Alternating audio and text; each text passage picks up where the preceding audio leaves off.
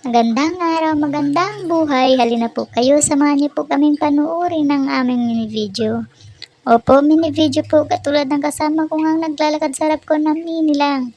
Mini mo. Kaya kung ikaw ay bago lang sa aking FB at hindi pa nakapag-follow pero napapanood mo ang aking video, ano pang hinihintay mo? Mag-follow ka na rin para mapapanood mo pa ang aming mini video.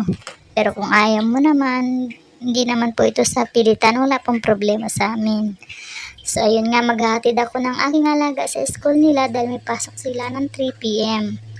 Dahil nga ang tagahatid nila ay meron ng trabaho. Kaya eto, ako muna ngayon ang nakatoka para maghatid sa kanila.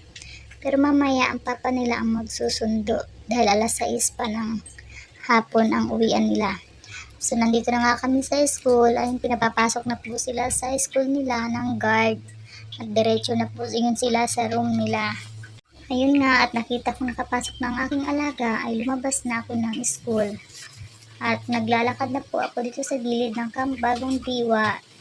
Meron pong shortcut dito sa may Green Village papunta sa amin. Kaya eto, naglalakad na po ako. Yun lang, maraming salamat sa pagsama sa aming panunood.